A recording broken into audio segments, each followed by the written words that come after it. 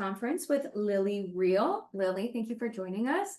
Just opening for you your reflections over the last couple of days, especially with 2 games, 2 wins picked up before going and facing Angel City.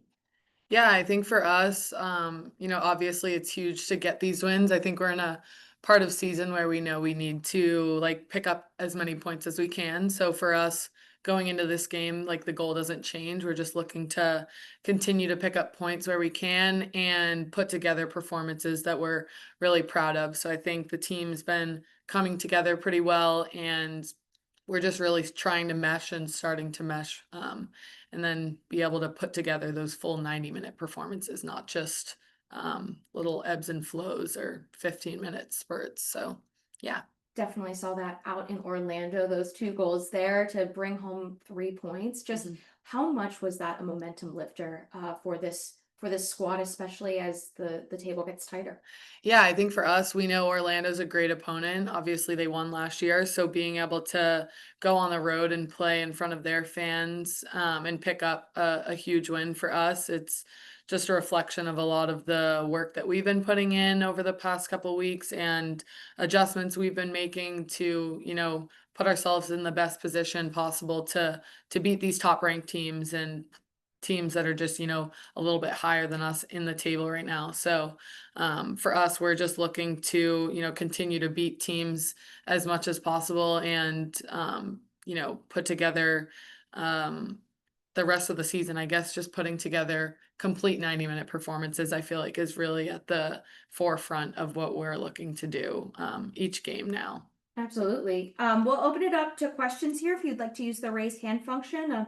But just looking ahead also to Angel City, obviously some differences in the roster, differences Mhm. in coach since we last faced them in April. Just overall, what have you emphasized this week as you've looked towards that matchup? Yeah, I think we know, from them they're pretty dynamic up top. So understanding, the speed and the versatility that they have up there is going to be a big thing as a defender. I think they're a team who's also kind of similar to us, trying to, pick up as many points as they can and put together a cohesive 90-minute performance and beat some of these top ranked teams while also, meshing together as a group because like you said, they have a couple different players coming in here and there. So I think going into that game, yeah, we just really need to, stay grounded and work harder than them.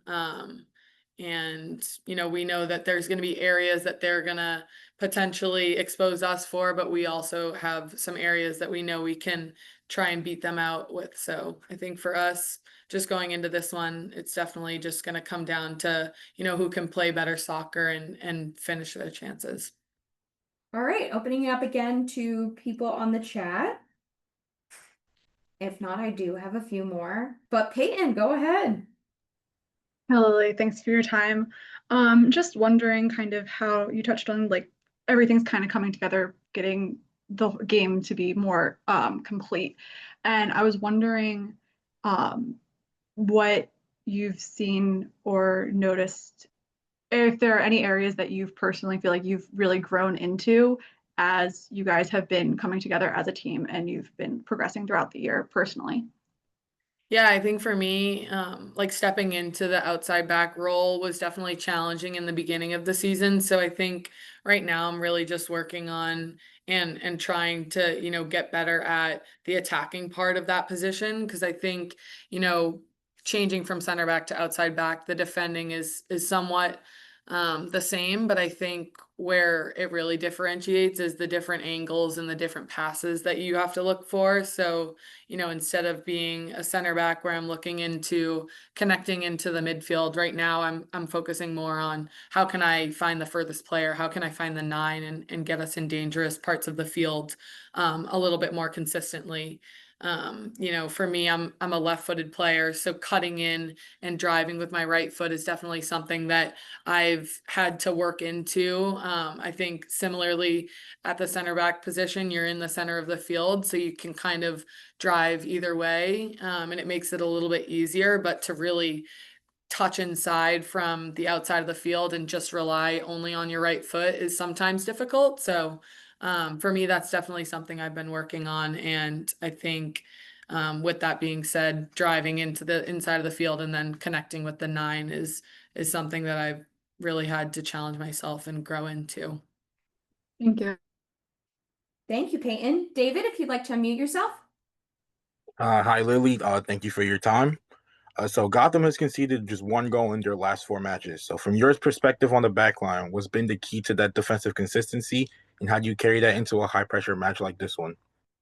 Yeah, I think for us, like defending is something our team really prides ourselves in. I think we do a really good job defensively as a whole team, back to front. You know, when the ball's in our box, we have the 9 and we have our forwards back most of the time helping defending. So, yeah, I think it's really a credit to the whole team, not just our back line, but at the same time, I think, you know, our back line really prides ourselves also on just leading the tempo and driving the tempo of the team. So, as much as we want to do that on attack, I think it starts from some of those defensive plays and the big tackles that we can get into to try and help give our team some momentum that we need. I think we know we need to, you know, score more goals or get more chances. So for us, staying consistent in the back line is huge, and it's key to then driving the team forward.